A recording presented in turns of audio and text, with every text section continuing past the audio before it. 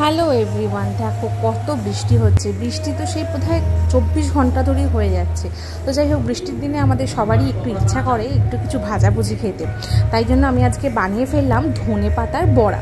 ধনে পাতা এমনিই ছিল, আগের দিন আমি ধনে পাতার বাটা করেছিলাম, তো বাকি ধনে পাতাগুলো ছিল।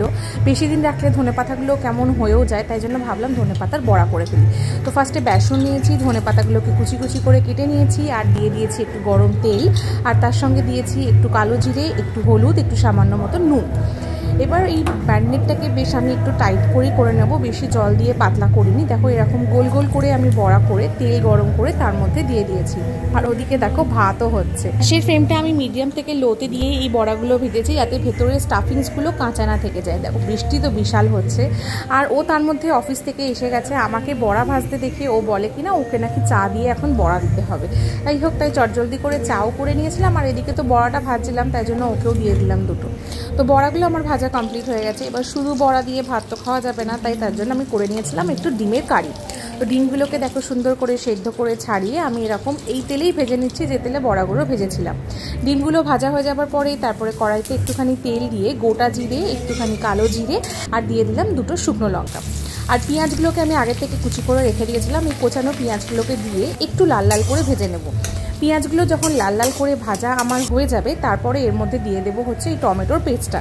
আমি এর মধ্যে কিন্তু আদা রসুন কিছুই দেবো না, খুব সাধারণভাবেই রান্নাটা করব। তো এই পেস্টটা দিয়ে তারপরে একটুখানি হলুদ গুঁড়ো দিলাম, সামান্য মতো নুন, আর দিলাম হচ্ছে কাশ্মীরি লঙ্কার গুঁড়ো, আর একটু ধনে গুঁড়ো। এটা দিয়ে আমি এই মিক্সচারটাকে ভালো করে কষিয়ে নেব, যতক্ষণ না এই মশলা থেকে তেল বেরোবে আমি এটাকে একটু ভালো করে কষাবো। দেখো মশলা থেকে খুব সুন্দরভাবে তেল বেরিয়ে গেছে, আর একটা টমেটোর যে সুন্দর ফ্লেভার না, সেটা এটা থেকে আসছিল। যাই হোক, মশলাটা কষে যাওয়ার পরে আমি এর মধ্যে দিয়ে দিলাম একটু জল। জলটা তোমরা পরিমাণ মতন দেবে, কে কতটা ঝোল করবে, আর তোমরা চাইলে এর মধ্যে আলুও দিতে পারো। আমি আলু দিইনি। তার সঙ্গে দিয়ে দিলাম হচ্ছে আমি দুটো কাঁচা লঙ্কা, দিয়ে আমি এই ডিমগুলোকে দিয়ে দিয়েছি। ডিমগুলোকে দিয়ে এটাকে মোটামুটি 7 থেকে 8 মিনিট আমি ঝোলটা ফুটিয়ে নিয়েছি। দেখো আমার ডিমের কারি রেডি হয়ে গেছে খাওয়ার পালা। দেখো আমি করেছিলাম ডাল, আর এই বড়া করেছিলাম, আর মাংসটা ও করেছিল, আর ডিমের কারি তো আমি দেখালাম তোমাদের সঙ্গে। তো দেখো ডাল দিয়ে না এই বড়াগুলো খেতে বৃষ্টির সময় হেভি লাগে। বড়া স্টাফিংসটা খুব সুন্দরভাবে হয়েছে, ভেতরে একটুও কাঁচা ছিল না, খেতে ভীষণ স্বাদে ছিল, কিন্তু ধনে পাতার ফ্লেভারটাও খুব ভালো আসছিল। যাই হোক, এবার আমি ডিমটা খেয়ে দেখি কেমন হয়েছে। ডিমের কারিটা তখনই করেছিলাম না, কি সুন্দর বেশ একটুখানি গ্রেভিটা না বেশ থকথকে ব্যাপারটা এসেছিল, বিকজ এটার মধ্যে টমেটোর পরিমাণটা একটু বেশি ছিল, তাই জন্য আমি এটার মধ্যে দেখতে টমেটো দিয়েছিলাম।